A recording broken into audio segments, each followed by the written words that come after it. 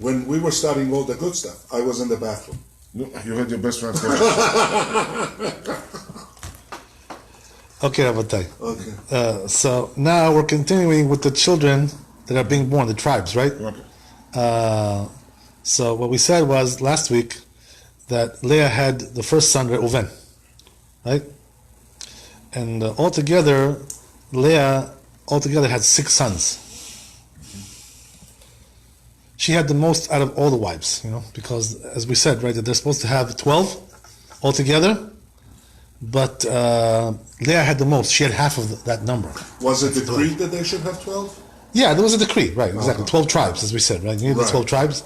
So, therefore, but Leah got the lion's share out of this, you understand? She got 6 children, which was an amazing thing, right? And we said, right, that the reason why HaKadosh Baruch Hu opened up her womb first was because she was hated, and therefore he wanted to compensate her with something, that she can have some kind of consolation. He was hated by Yaakov, yeah, right. What does that mean, hated? That doesn't mean that he hated her, mamash, like really hated her, but he didn't love her like he loved Rachel. So she became like a second-class wife, you understand? In the background, in the back of the bus, somewhere. This is the reason why Kadosh Baruch Hu gave her children before the other wives. Question. And the other 2, they were maidens or they were cousins? I forgot. We're going to get into that now, right? We're going to discuss this whole thing now. Okay. So it says like this, right?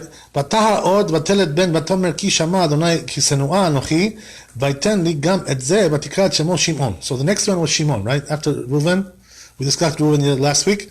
Now we have Shimon. So these are the first 2 sons that Leah has, and he calls her this name. Why? Because, right, the word Shimon is over there, the word Shema, right, to hear, So it says, HaKadosh Baruch Hu heard me, that I was afflicted, that I was hated. So because of that, he heard my affliction, and he gave me another son.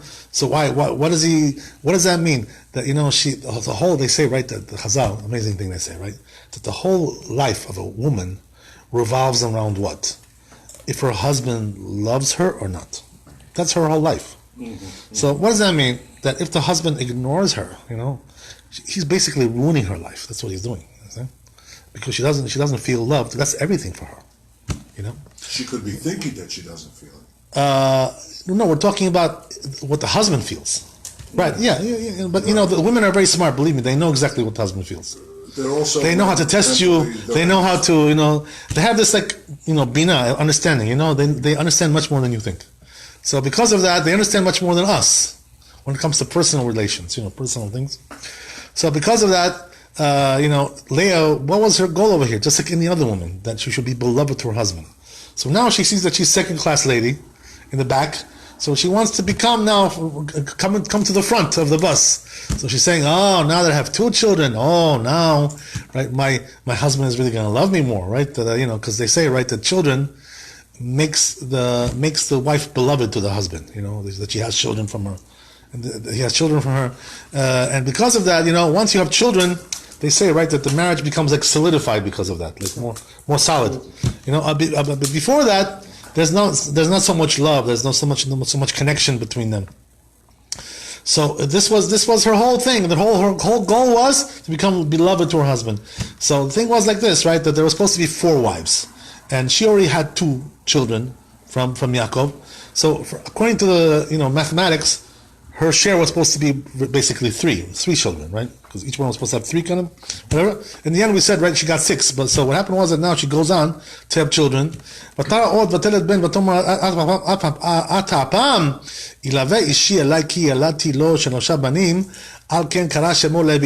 now, 3rd one she calls Levi.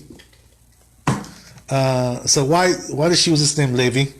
Because Levi in the world in Hebrew, levaya means like to accompany, to be together with somebody, So she said the same thing, right? Again, the woman's prerogative is to be together with the husband, glued to her husband, That's her whole life. Her whole life depends on that. So because of that, she's saying, oh, now I have 3. Oh, I got my share. This is my share with the 4 wives. So therefore now my husband will accompany me, right? I'm considered to be like a real important wife.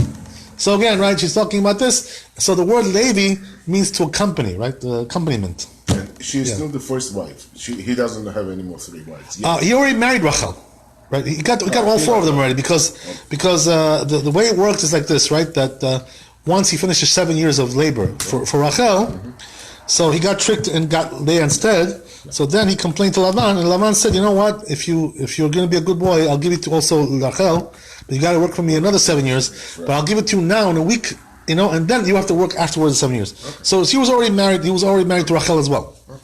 So what happens is that now, right, Levi gets this name, and by the way, Levi is considered to be a very important tribe, right, one of the most important ones. Why is that? Because they're holy, they have like a certain holiness to them, right? As we said, your Rabbi Katz, so what's the connection? The Kohanim are also from Levi, the Kohanim are one branch of the tribe of Levi, basically, So they have a certain holiness to them. That's why they go first to the Torah, they go first here, they go first over there. Everything they go first. Why is that? Because they're holy. What's their holiness? Holiness is there's several things, right? Shevet Levi.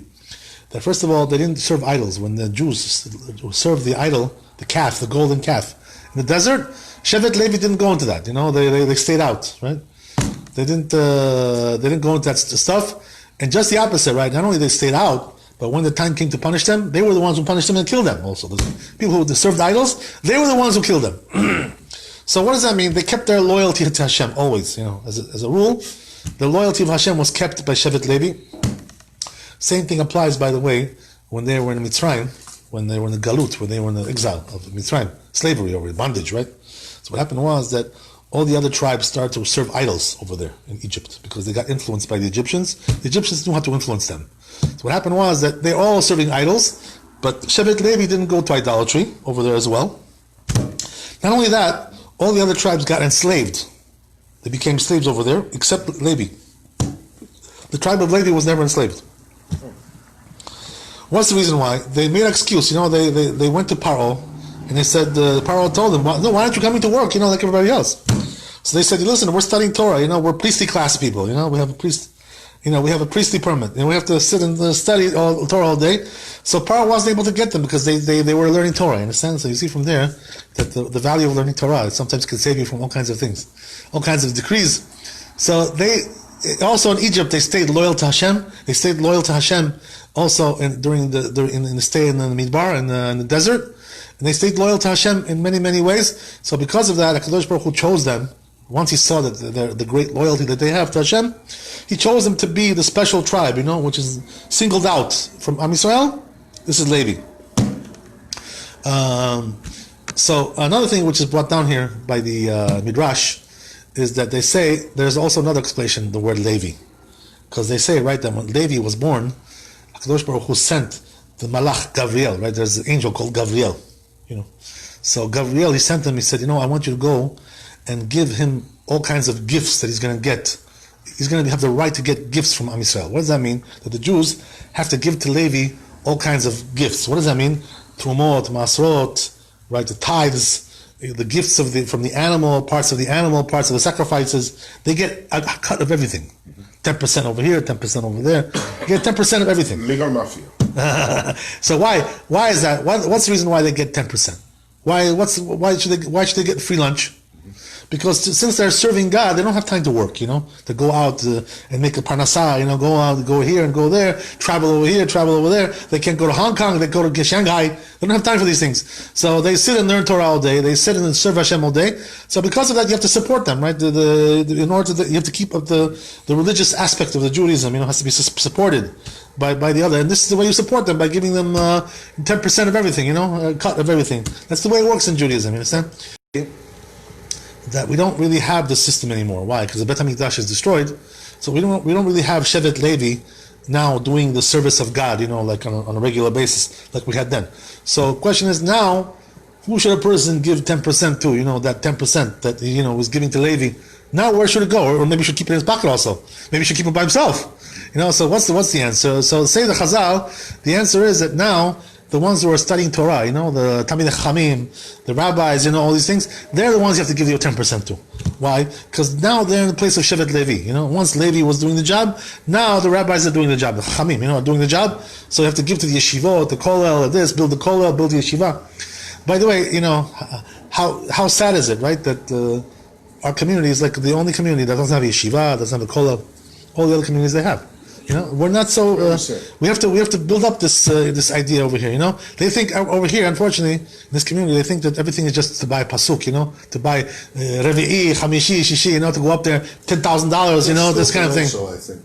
You know, like, they think that this is the only thing you should spend your money on, but the truth is, right, that really the biggest priority is not this, to buy pasuk, you know, and to go up to the Torah. The biggest priority is to support Torah study, you know. That's where a person gets really rich. That they say, right, that if you support Torah study, you get blessings from that, all kinds of blessings, and the only way to do it is to support Torah. So Levi, right, now also says, the Rambam, by the way, brings this halakha. He says, right, today, the tribe of Levi is considered to be the rabbis, you know, the chachamim. He says, right, and therefore, a person who wants to devote his life to Hashem, to God, you know, he guarantees that person, Hashem will support him. Why? Because just like Levi was supported by Hashem, also a person who devotes his life to Torah, he'll be supported all his life. Right? Rambam guarantees that. Brings it like as a halakha. Okay, so Levi, this is Levi, right?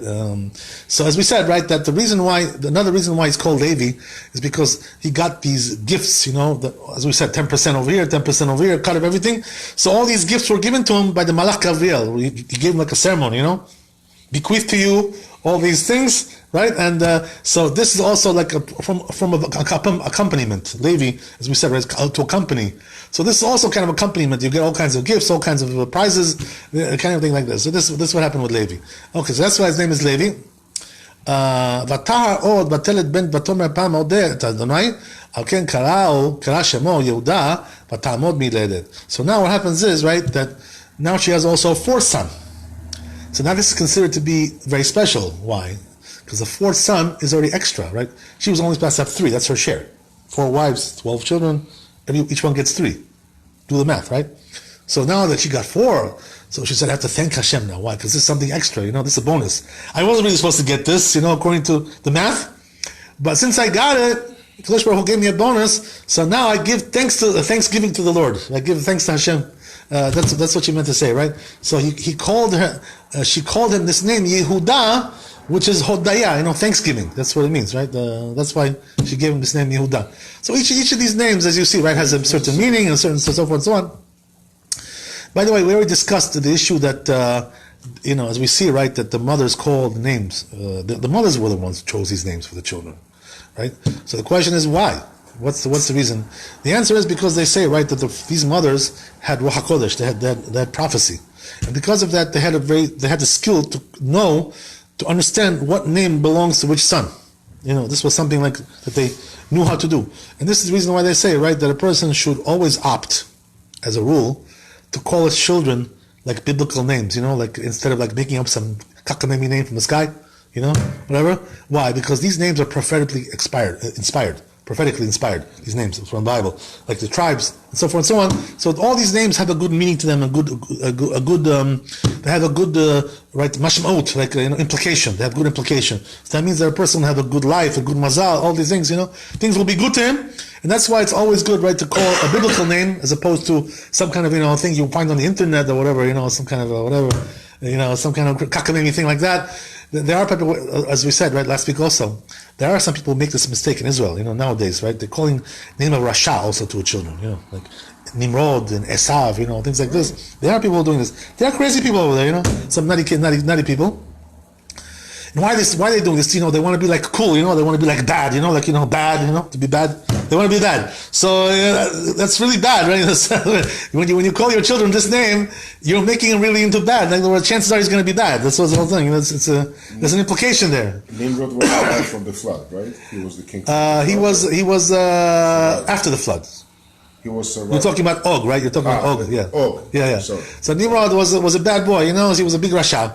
So they're calling these kinds of names, and what's going to be with that child, right? The child, they say, right, the name influences you. It's a part of your mazal. So that's why they say, right, that a person shouldn't change his name. If you have a reason to add a name, you can add a name also. Like, let's say sometimes a person gets sick, so they add a name to him. So maybe you should get healed from that name, whatever. But as a rule, they shouldn't uproot the original name that they got from their parents. We're talking about the first name. Right. Jewish first name. Yes, for a Jewish first name. Right. And by the way, that could also apply even if it's not so Jewish, the name.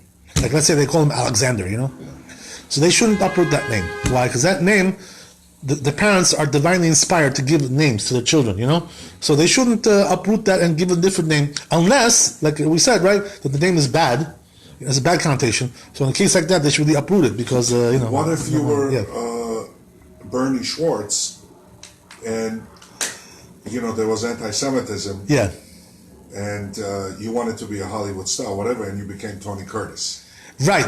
Yeah, this happens very often, by the way. People change their names, So what they say is like this, the Chazal. Okay, as a rule, the Mekubalim. I've heard from Mekubalim, the Kabbalists. They say that as a rule, you can add a name. Like let's say you want to have a stage name, right? Like you want to have a professional name. Like let's say for your job. So you can add a name, and they can call you that at work. You know what I mean? For your, for commercial purposes, but you should keep the original name on your license and in your family, in your community. You understand? So this way, right, you don't uproot the original name. This you can do if you have a need for that sometimes, only if there's a real need though, otherwise you shouldn't just play around, play these games. To change the last name, it's okay. Last name is not a problem. Actually, the Chazal say, right, that every few generations, a person should change his family name. No, because 90% of Georgian Jews, we changed all the names. Right. By the way, this is actually, it could be something... Israel. Oh, okay. Right, it could be actually something good, this, right? Because the Chazal say that every 3 generations, they should change the family name. Whatever. And what's the reason for this, by the way? There's all kinds of reasons. They say that sometimes what happens is that this name already is known to the angels, and all kinds of demons, and they know the name from some ancestor that he had, and they come to punish him, because they think it's him, like, some kind of mistaken identity, They come to punish you because sometimes you come from somebody that they don't like.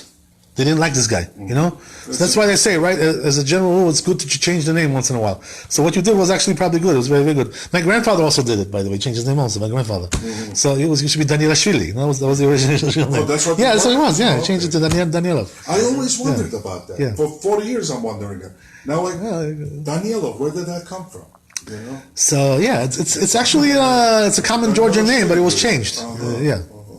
That's the way it is, Abatai. So names are a very important thing. It's not a light thing. A person shouldn't take it lightly. By the way, there's this rabbi over here, in the community, not the Georgian community. I'm talking about the Yaro community.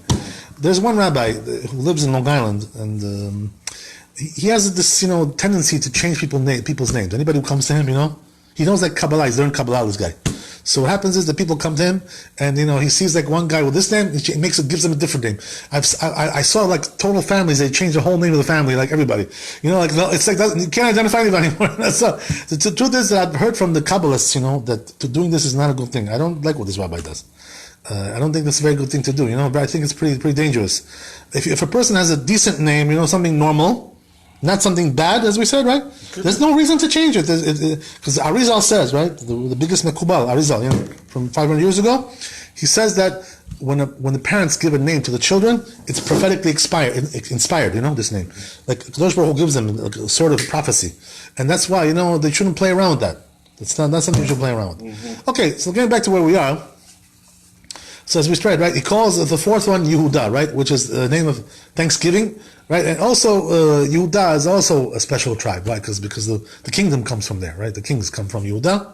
So this was we see from here that she already got the lion's share over here of the important positions, Leah. You understand? What does that mean? She got the Kehuna, the Kohanim come from her, Levim come from her, the kings come from her. So she already pretty much got all the aristocracy going over here. You understand? All the big positions. That's what she got, right? By the way, why was she zoche to get all these things? Leah. There's 2 reasons, right? One we say is because she was hated, so they got compensation for that. But there's also another thing, which is that she was really supposed to marry Esav, as we said, right? The mazal was that she was supposed to marry Esav because he was the older brother, and Yaakov was supposed to marry Rachel, But what happened was that she cried because, she saw that Esav was a Rasha.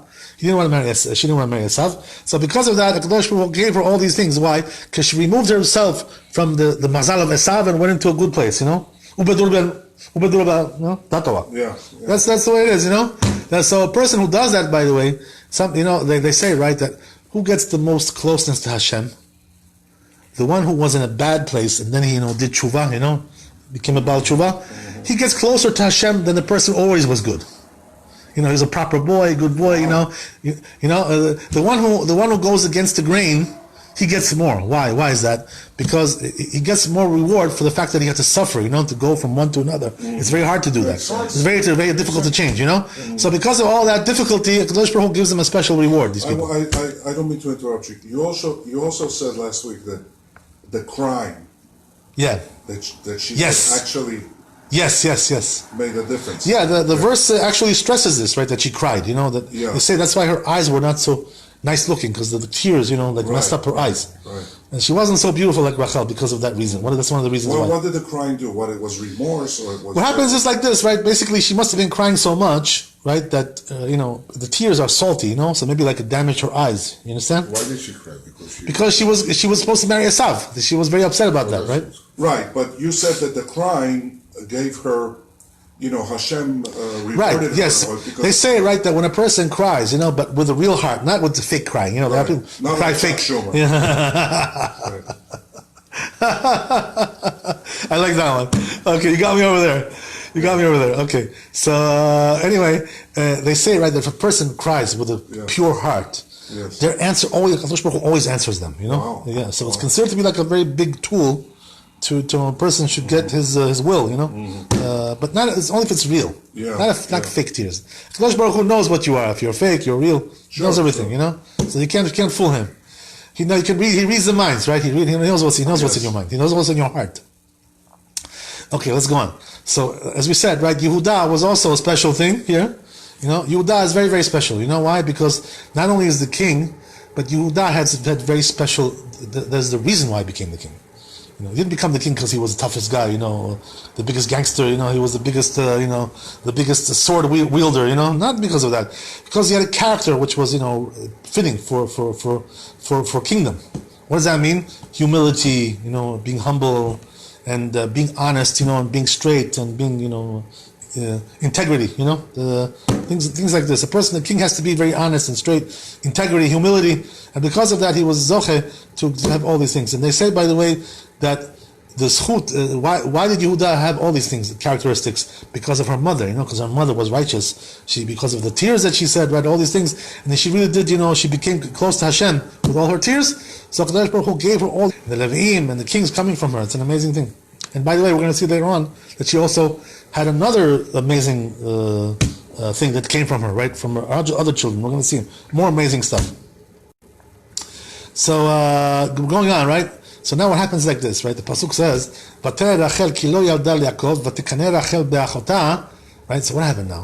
Rachel sees, right? She's sitting there, and she sees, right? Her sister just had 4 children, and she's sitting there, playing, Scrabble, nothing happening with her. You know what I mean? Nothing is moving.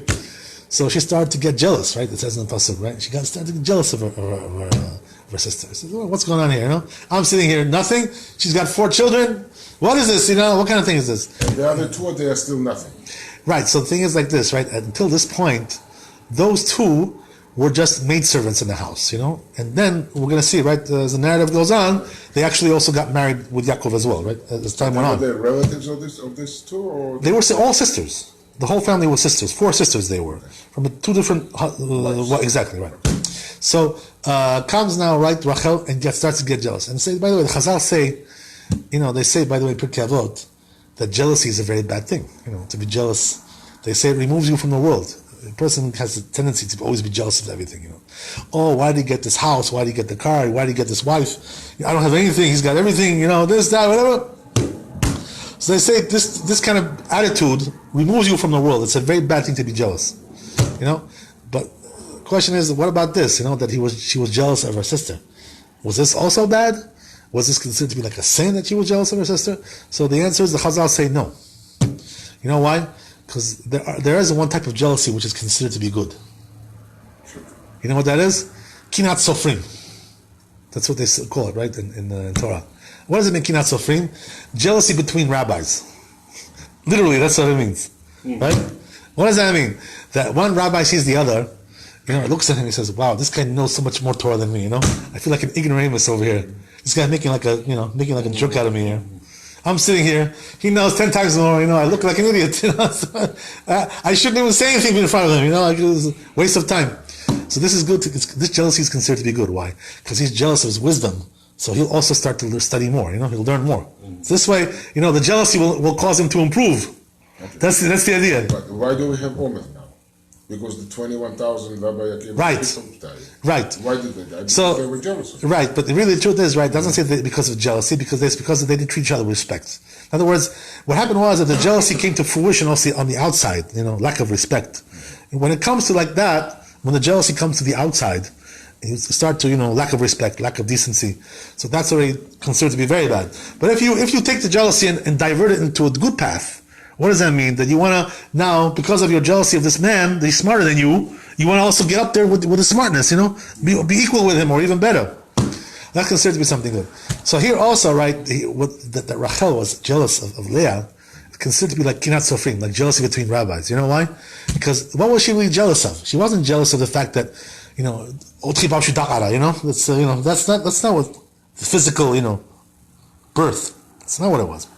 What she really was jealous of was that she said, what? If she was zocher, she had the merit to have children before me, it must be that she's more righteous than I am. You understand? She has more good deeds. She has more mitzvot than me. You understand? So that's considered to be the same like the rabbis. When you're jealous of somebody else's mitzvot, he has more than you. That's good. Why? Because you should do more. Same idea. Same concept. You understand? So that's why this jealousy was actually something good. That she was, she says, wow, this Leah, she must be really better than me, Because otherwise, why was she zocher to have 4 children and I'm sitting over here playing backgammon, right? What's going on here? What's the story? So this was considered to be something good. So now what happens, right? She starts to gets jealous. And she comes, one day Yaakov comes home from his work, from his job. So what does she tell Yaakov? She says like this, right? Vatomer el Yaakov, hava li banim ve'im ayin meta anochi. So he says, what? Either bring me children, or I'm dead. It's one or the other. Either I have children, or I'm dying. That's it. That's what she tells him. What kind of thing is this to say, right? Well, I'm dying. What is she dying from? What? She has cancer? What's the story? So they say, right, but the Chazal, they learn from here important things, right? They say, first of all, that a person who doesn't have children is considered to be like dead. As we said, right, we already mentioned that a person who's also poor, he has no money, considered to be like dead. Why? Because he can't buy anything, can't purchase anything, can't live his life like a normal human being. So same thing, right? A person who doesn't have children is considered to be like dead. Why? Because he has no continuation, it ends with him, that's it. He's going to the last stop, that's it. After that, there's not going to be anything else. So that means his whole legacy, there's no legacy for him, He can't pass on his legacy to anybody. It's a very bad thing. It's a very terrible thing, terrible feeling. It's a terrible situation also, besides the feeling. So because of that, it's considered to be like also dead. So that's why she told Yaakov, she said, I'm like dead. I have no legacy. I have no children. What is life worth like that? It's not worth anything. By the way, the truth is, that women have a very big tendency for this, It's like their nature. They want to have children, If they don't feel like normal and natural. For them, it's just like some kind of a big desire. They have a natural desire to have children. And if they don't, it's just like a woman suffers greatly from that. That's the whole idea and point of marriage. Yeah, sure, but it's different with the man and the woman. You know why? Because with the man, right, he has a mitzvah to have children. There's a mitzvah. He's commanded to have children. At least one son and one daughter. One of each. But with the woman, she's not really commanded, but she has a nature for that. It's like she has a desire. It's like some kind of like a deep desire. They bitch about pregnancy and even though they complain about pregnancy and everything. Yeah, they have the tremendous desire for children, So because of this, Rachel was like living this difficult situation. That's why she was complaining to Yaakov. So now, right, Yaakov hears this complaint of Rachel, and he gets ticked off, Got ticked off over here. Doesn't like this style of speech. So what happens? It says in the pasuk, "Vayichar af Yaakov berachel vayomer hatachat Elohim anochi asher mana mimech peri baten." So it says "Vayichar." What does that mean? He got angry, lost his temper.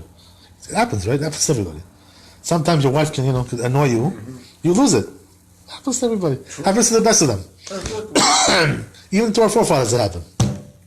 So what happens is, right? He gets angry, loses his temper, and he says, what you're asking me is really like not proper, your request. What does that mean? How can I bring you children? Like, what am I supposed to do, What, I'm not doing my job? I'm not living with you? I am living with you. So what else can I do? What do you want me to do? Make a miracle? So Rachel answers him like this. Right? She says, "You know what? What's my gripe with you? Yeah, you're doing your job. You're living with me. That's not the problem. The problem is that you're not praying for me. You're not because what happened was that your father Yitzchak, he prayed for his wife Rivka, and that's why she was zocha to have children, even though she was barren, just like me. So he says, you're not doing the same thing for me that your father did for his wife. That was her gripe. You understand? So Yaakov didn't like this. He was angered by that. Why? What's the first meaning like it? He said, told her like this: says, you can't compare me and my father. Not the same thing. Why? Because my father, he had only one wife. So if she didn't have children, he also didn't have children. In other words, one depends on the other. It's either this or that. But he says, I have also another wife. I already had children. So what does that mean? That the reason Yitzchak prayed for his wife is because he also didn't have children, so he's praying for himself. But me, I have children. I have already 4 sons. So you're coming and telling me that what? That I should pray. I already got what I needed. So you know what she said, right? Rachel didn't like this answer. So she tells him, he says, you know what? But let me tell you something else. Your grandfather Abraham, he had 2 wives. He had Sarah and Hagar. So he says, even nevertheless, she prayed for Sarah, even though he already had 1 son from Hagar. So then why don't you do the same thing for me? That was her complaint, you understand? This was a discussion that they had. Argument, Sporty, So now she's got a good point, right? Apparently she got a good point. So what does he answer Yaakov? Yaakov was a sharp guy. What does he say? He says, you know what? So it's not the same thing also, my grandfather. Why? Because my grandfather is not the same thing as you. What's the difference? Because what was the difference? I have to remember. Right. 1 second. Yes, okay. So she tells him like this, right? My grandfather was not the same thing. Why? Because my mother made a sacrifice in order that this should happen. What was the sacrifice that my grandmother made, Sarah? She gave her maidservant over, to be a wife, even though she was a maidservant. And because of the sacrifice that she made, that's why she was zocha to have children. But he says, you haven't done anything. This is why she got married to Bilhah. Why? Because of this discussion that they had. So now all of a sudden, right? New wedding, right? 3rd wedding. He gets married. And now, not only he gets married, right? That right away, she has children. So what happens, right? Batar Bilhah bateled Yaakov ben. So Bilhah now gives birth to children. Who are they? Vatomer Rachel danani Elohim v'gam shama b'koli v'yiten li ben al ken kara shemo Dan. So the first one she calls Dan. Why? Because it says, right? By the way, who called her? Who called him this name? Not Bilhah, the mother of the child. It was Rachel. Why? The mother should call the name, right? Why the aunt? Why the auntie? Shouldn't be the auntie, it should be the mom. So the answer is, as we said, right, as we said before, that since Rachel and Leah had Ruach HaKodesh prophecy, and Bilhah and Zilpah didn't have this level, they were not on that. Why were they second-class citizens from the beginning? Because their mothers were second-class citizens? Because, yeah, exactly. Their mother was a Pilegesh of Lavan. In other words, the main wife was the mother of Rachel and Leah, and he also had a Pilegesh, concubine, and from that one she already said, so they were like maidservants, Pilegesh is like a maidservant also. So basically, they were like, that's what happened, right? So what happens is now, Rachel called that. Right, Rachel called, why Rachel? Because she has a prophecy. So what is the reason why she uses this name Dan? Because of din, right? The Kadosh Baruch Hu did for me judgment that all this time I've been waiting to have children, so at least my maidservant had children, had a child. This is also considered to be something good for her. Why? Because since it's her maidservant, it's like as if she had the child, like something like similar to that, whatever. So because of that, she was happy, she had some kind of a movement, in her case, right? Something was going forward. So she calls him Dan. And then Batar Od Vatelet Bilhah Shivchat Rachel Ben Sheni Yaakov. Now she gets pregnant again, Bilhah, second child. Who is that? Naphtali, right? Vatomer Rachel Naftulei Elohim Niftalti im achoti gam yacholti v'tikra shemo Naftali. So now she calls him Naphtali. What's Naftali? Naftali has many connotations, right? The word Naftali, but it could also mean like prayer. She prayed, to have more children. It's a lashon of prayer. A language of prayer. It also could be a lashon of a language of having doing all kinds of schemes, to do something, to get something done, doing all kinds of roundabout schemes, because she had to do roundabout schemes in order to solve her problem that she had no children. So that's what she did, and that's why she was zoche. She had merited to have this child Naphtali. So now there's 2 children that came from Bilha. Right, all of a sudden she stops having children. So what happened? Sees, right, that she's not in the ball game anymore. She's out. So she's out of the ball game. So now she says, you know what? Now gives Zilpah also the maid servant over to marry Yaakov. So now, right, the 4th wedding goes on, and now he's married to 4 women all of a sudden, right? Goes from 2 to jumps to 2 to 4, right? Doubles his share, right, in the wife business. So now, right, also Zilpah marries Yaakov, and she also has children from Yaakov, right? 2 children, two tribes. So what's the name, right? Vatomer Leah ba Gad, vatikrat shemo Gad, right? So the first one is called Gad. Right? What does the word Gad mean? Gad in Hebrew means like mazal, mazali, like luck, whatever, fortune. Why do you call him this name? Because a person who has children is considered like fortunate, blessed, whatever. So he said, I had the fortune to have another child, and so forth and so on. So, by the way, these 2 tribes that came from Zilpah, right? One of them was Gad. The other tribe that came from Bilha was Dan. So these 2 were like mighty, tribes, like Giborim, like warriors. They were big time warriors. These guys. Okay, so and they say, by the way, also some interesting things about Gad, right? They say that he was born circumcised. He didn't have to do circumcision. All kinds of things like this, and then right tells you, Batelet Zilpah Shifchat Leah Ben Sheni Yaakov. Now she gives birth to a 2nd son, Zilpah. And what's the story? Vatomer Leah be'oshri ki shuni banot vatikra et shemo Asher. So right, she calls his name Asher. So the word Asher in Hebrew means like fortunate, praiseworthy. Something was praiseworthy, fortunate. So that means I'm fortunate and praiseworthy that I had another child. So she calls him this name Asher. So now, right, we have all these births occurring. So what's going on basically, right? We have already 10 children, in the 10 tribes we have born. So we have 2 more coming, right? So what they say is, at this point, I'm sorry, I made a mistake. We have 8 now, not 10. We have 8. 4 from Leah and 4 from the other wives, right? Yeah. So basically we have altogether 8. So now, right, there's an episode that the Pasuk brings over here. Why does it bring this episode? Because it has to do with 2 more children now that Leah's going to have. That this is what catalyzed this whole thing, right? What does that mean? It says, right?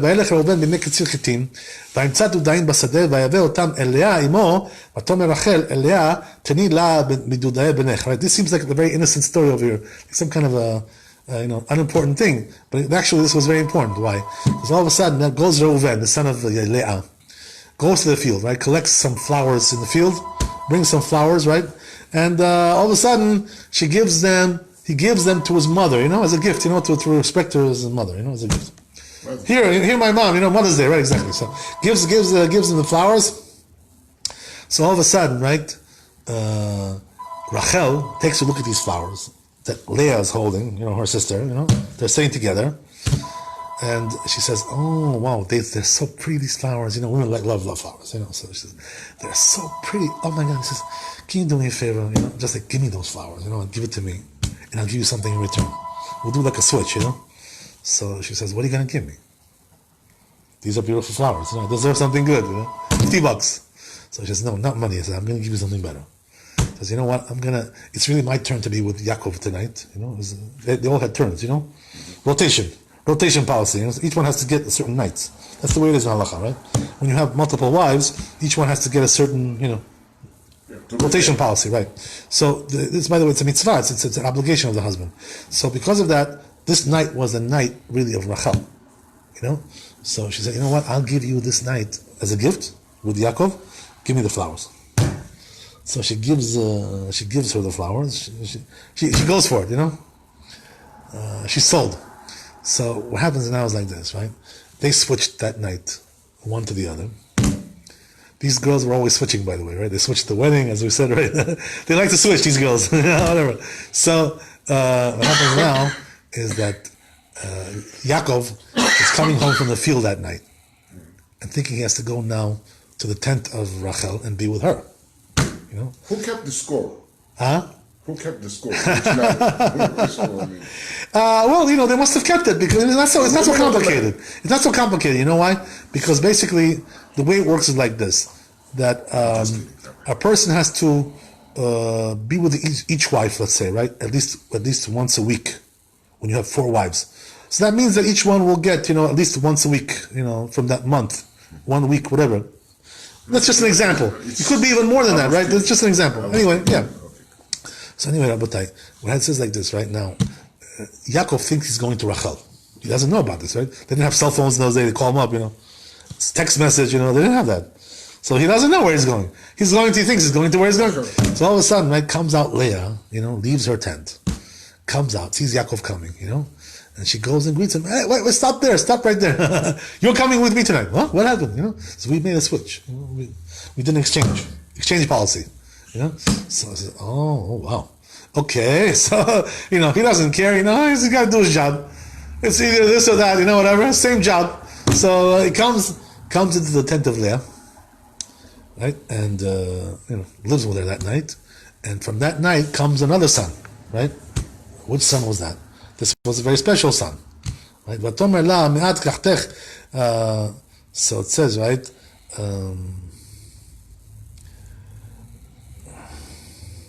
The verse says like this. ויבוא יעקב מן השדה בערב ותצא לאה לקראתו.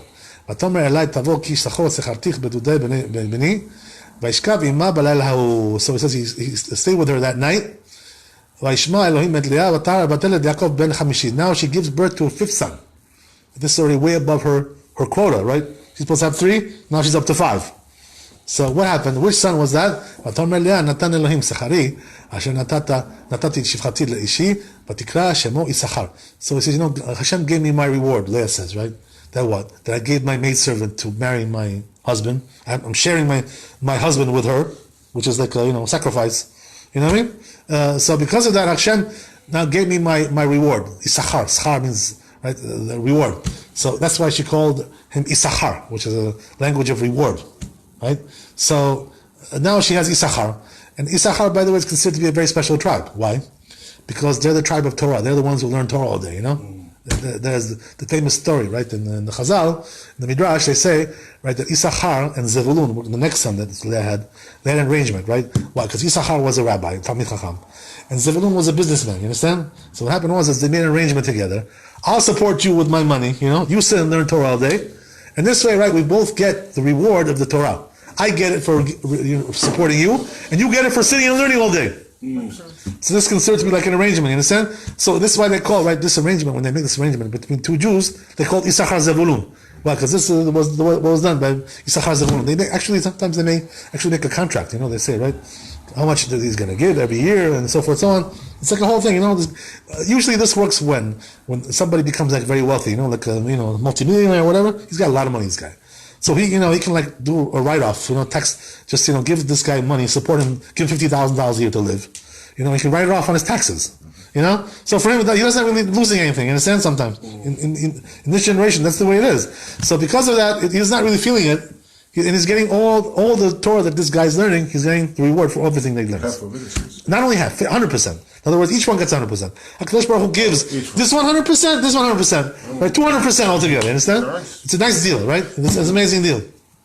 So anyway, this is what happened, right? So right? This guy could have 3 or 4 like this. Yeah. He's getting all of them. Yeah, he's getting all of them. Yeah. By the way, the interesting thing is, that they say that the woman also gets a good deal with this. The women, you know why? Because the women don't learn really Torah. They're not really obligated to learn Torah. So where they get their reward for Torah? By supporting the husband who's learning, and supporting the children who are learning, and supporting, also helping the father who's learning. So what does that mean? They say, right, that one woman can have the reward of 3 Torah scholars. Why? Because she helps her father, she helps her husband, she helps her children, So she gets like for 3, 4, 5 people. It's a good deal, So a woman can also get a nice deal. By the way, it doesn't have to be necessarily money that she gives. She just gives them food, support, laundry, this, all kinds of stuff. And because she supports them, physically, so she also gets a reward like that. It's an amazing thing. So that's what Issachar was, right? Issachar was the tribe of Torah scholars. They just sat and learned Torah all day. Not all of them, but a large number of them were like that, right? They were scholars. So this was also considered to be like a very important tribe. They say, by the way, that from this tribe came 200 Supreme Court justices, top line judges, of the Torah, of the Torah courts that they had, the Jewish courts, because they were so learned in Torah that usually the chief justice from the court came from them. That's why they were considered to be very learned. That's the Sanhedrin you're talking about? Right, Sanhedrin, exactly. How many judges were in Sanhedrin? 70? There was each town had a small Sanhedrin, 23 people. In each town? Each town. There was an obligation to have 23, right? But in the Bet HaMikdash in Jerusalem, there was a court of 71. Right, 71 judges, and there was like 3 of those over there in Jerusalem. One here, one there, 3 locations. Right? Each one 71? Right, exactly. Each one 71. This is going to be the Supreme Court, the high court of the. So they had 3 Supreme Courts. Yes, but one was higher than the other. Like the first they would go to the first one. If they can't get the answer, they go to the second one. Appeal, right? Exactly. Go all the way to the top, Supreme Court, right? Exactly. That's the way it was. So all this court system was based on what? On Torah scholarship. The Torah scholars that were in those times. So that was Issachar. Now all of a sudden, right? She has another son as well. Gets pregnant again. Right? ותאמר לאה זבדני אלוהים את זבד טוב, הפעם יזבלני אישי, כי ילדתי לו 6 בנים, ותקרא את שמו זבולון. So this time, right, she calls the 6th son that she has, Zevulun, right? Zevulun is a lesson of dwelling, it's a language of dwelling place. That now, my husband will dwell with me. Why? Because I gave him 6 sons. Half of the tribes that came are from me. It's a good deal. He got from me. So therefore, he'll want to be with me, a lot. He's going to have a lot of business with me. Everything that happens with my children, he's going to have to be involved. So this way, I'll spend more time with him, and so forth, so on. So that's why she was happy about that. So she called him Zevulun because of that reason, right? Zevul is a language of like dwelling. So as we said, right, the Zevulun was the tribe of the businessmen. You understand? These were the ones who went out. Went on trips to Shanghai and Hong Kong, all over the world, and they went to do business here and there, all kinds of places. And they were very wealthy, these guys. Understand? And they were like, each one millionaire, billionaire, So they had all the money in the world to support Torah, So they supported the tribe of Issachar that was learning Torah, and they had the pockets. They had deep pockets, yeah. Exactly. Leah's kids or so they're both Leah, right? Come from Leah. We have Issachar and Zevulun. Okay. Both from Leah, right? These 2 sons that came now. And the Zilpah's kids, what were their name? Gad and Gad? Gad and Asher, right? Gad and Asher. So we see from here, Rabbi, that this was an amazing thing, right? That Leah was zochet to have all these great tribes coming from her. This was an amazing feat, amazing accomplishment for one single woman. Can you imagine? All this great stuff came from her. It's an unbelievable thing. By the way, you should know that all these tribes that we talk about here, it's not only that they existed in those days, they also exist today, these tribes. Understand? Each person comes from a certain tribe. So, says the Arizal, just like in those days there was 12 tribes, divided up into 4 Arizal. So we also have these tribes today, A person sometimes, in most cases today, they don't know which tribe they come from. But some people actually have a tradition in their family, come from a certain tribe. Also, to be honest with you, it's interesting. Sometimes I feel like I have the ability to tell what tribe a person is from. Mm-hmm. Sometimes I feel I got this gift, from God. First of all, I think I personally know from my family. I think that because it goes to the father's side, not from the mother's side. Mm-hmm. It doesn't go by the mother; it goes by the father. So because of that, the father, my father, I think that he was from the tribe of Binyamin, from what I know and from what I understand. We also have the Georgians. They say, right, the Georgian Jews, a lot of them are from Binyamin. A lot of the right, but the truth is that there was also other tribes that got added to them later on. Other people that came into Georgia, at a later stage, whatever.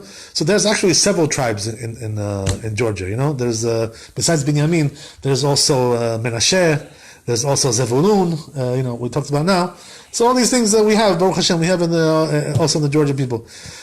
For me, it's kind of like I think I have a tendency to know which one is which. But anyway, we won't get into that now. But I won't tell you all my crazy ideas. They're not crazy.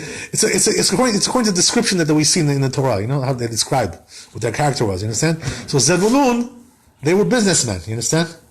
So we have also this like in our community, we have also people who are like very business oriented.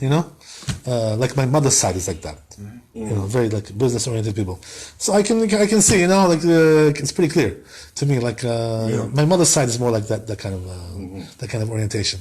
Okay. Anyway, so Rabbi, we have here also 12 tribes already, right? Yeah.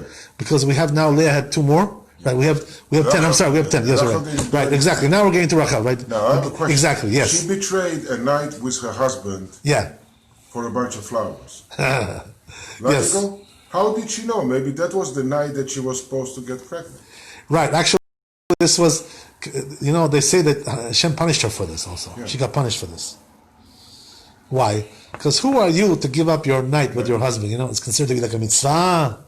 It's obligation, it's a commandment. So who are you, just to like run out of that, and get, excuse yourself. Who are you to do such a thing like that? It's considered to be also, it's considered to be like disrespectful to the husband.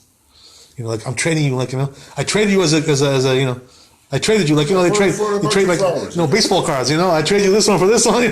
What is kind of things? What is this? It's ridiculous. It's a disrespect to the husband. That you trade your night with him, and he has to go somewhere else. Sleep somewhere else. He has to sleep at the bar. And not tonight. Not tonight. I have a headache. Excuse me. Who are you to tell me such a thing like that? So the point was, Rabbi, because they say right that she did this disrespectful thing to her husband like that. They say because of that she wasn't zoche. She didn't have the merit to be buried with him. In Marat Machpelah, she was married at Kever Rachel, which is in a different location, right? Marat Machpelah is in Hebron, Kever Rachel is in Shechem, not Shechem, in Bethlehem, right? It's over there. So because of that, she wasn't zoche to be buried with her husband because she disrespected she showed to her husband. They are buried with their husband? Only Leah. Right, only Leah. You know why? Why was Leah the one who was really zoche to be buried with Yaakov and the others not? Really, she loved Rachel more, right? As we know. We saw last week, right? So why Leah? What's the reason for that? Why? Because she had more children? What does that have to do with it?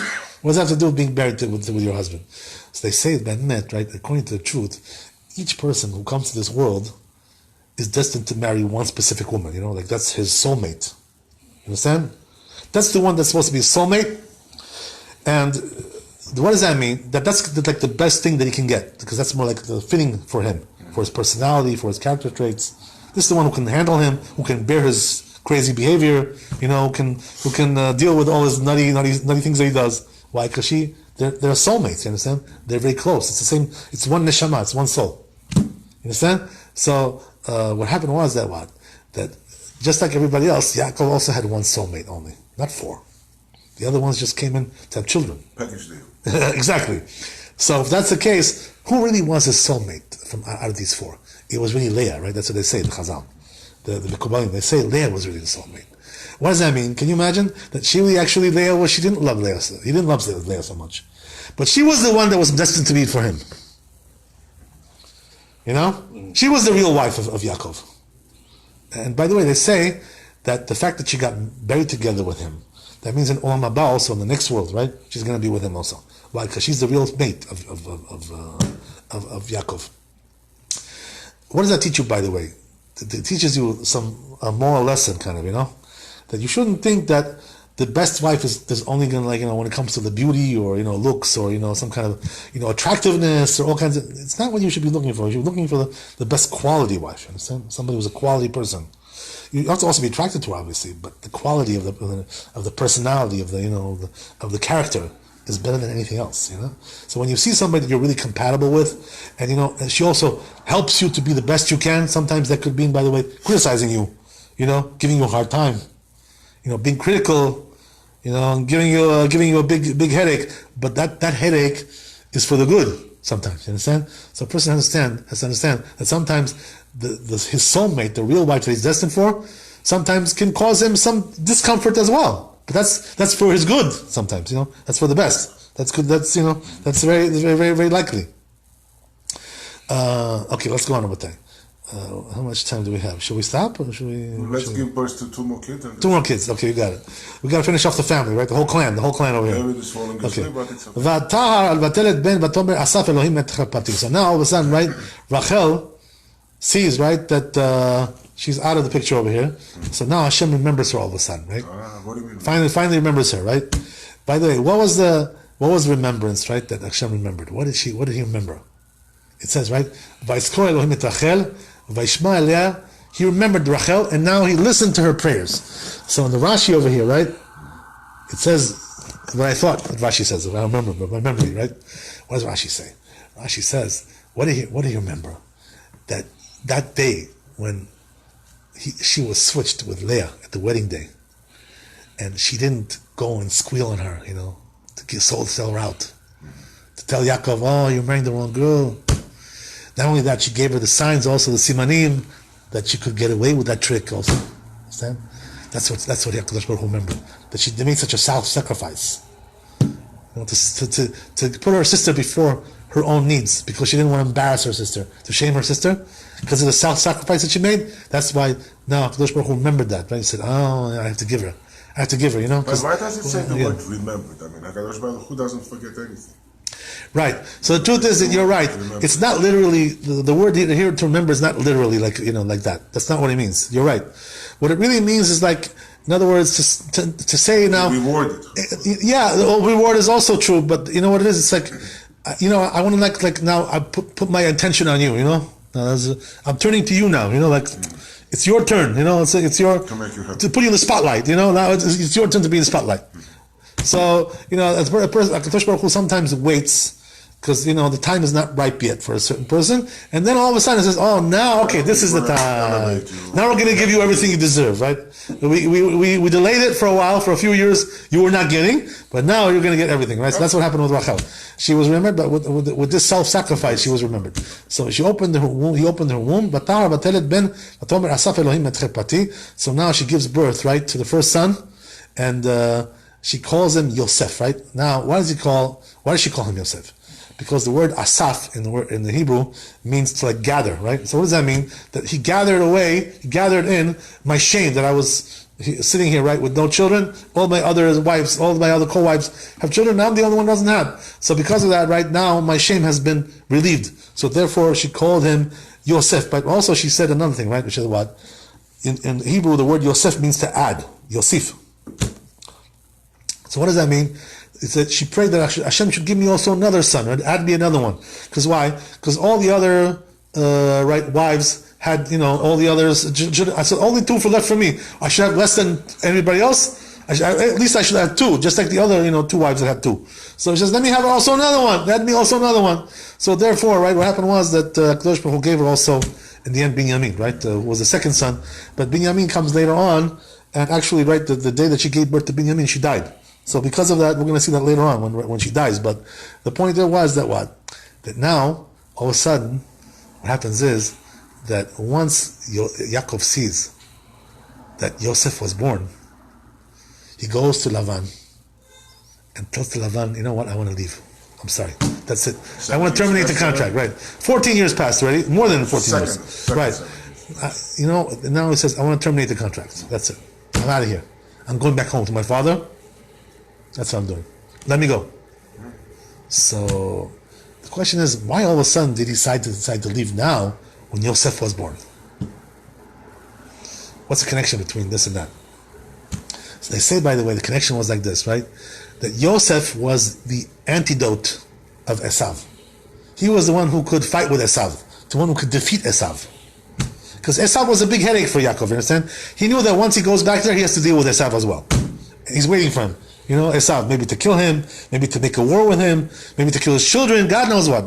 God knows what he's going to do. He knows that Esav is going to make problems. So because of that, now once he sees that Yosef is born, he says, now I have an antidote to Esav. No problem. No, I'm not worried about nothing, right? Once I have Yosef, everything is fine.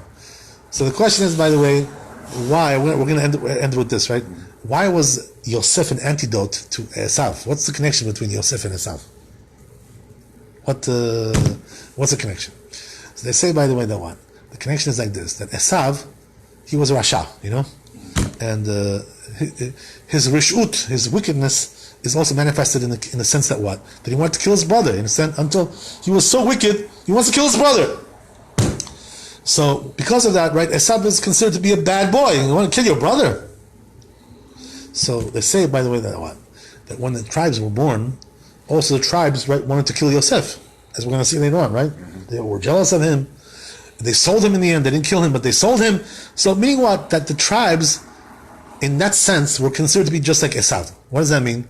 Even though they were righteous, not like Esav, but because they chased after their brother. They wanted to kill him. They pursued him, right? And chased after him. So they do not have, they cannot be the antidote to Esav. Why? Because, to be antidote to somebody, you have to be just the opposite when it comes to your character. So what they say, right, that what? If the other tribes come to defeat Esav, to fight against him, so they, right, how does it work? They say in Shemayim, they say in the heavens like this, right? You want to defeat Esav? Why? Because Esav is Rasha? Why was he Rasha? Because he chased after his brother? You also chased after your brothers. You know better than him. So why do you want to defeat him? On what merit, on what grounds do you want to defeat Esav? But at that time, he chased the brother. Right, but this was something going to happen in the future. But Yaakov Avinu already understood the character of Yosef. That he had this character, you understand? Of being somebody who is full of love and no hatred, no jealousy. Like the other brothers. So what happened was that Esav has an excuse when it comes to the other brothers. I'm no worse than you. You were saying I chased my brother, you also chased your brother. So what?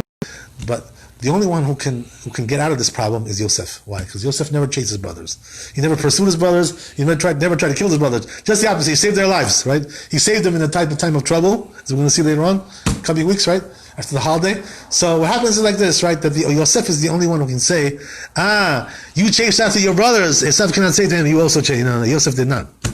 So therefore they say, right, that when the time of Mashiach comes, right, and the Kadosh Baruch Hu will take revenge from Esav, from the nations of Esav. He's going to destroy those nations. So they say, right, that who's going to be really the one to destroy Esav? The descendants of Yosef. Why? Because they're the ones who have the schut, the merit, to go against Esav, because of that they never chased after their brother. You understand? This is the merit that they have. So because of that, once Yaakov saw, right, that Yosef was born, he says, now I have the antidote to Esav. Now I can go. I'm safe now. I have no problem. So therefore he tells Alan, okay, I'm packing my bags, I'm out of here. Okay, we'll continue next week with the show. What's good about this? I just realized only now.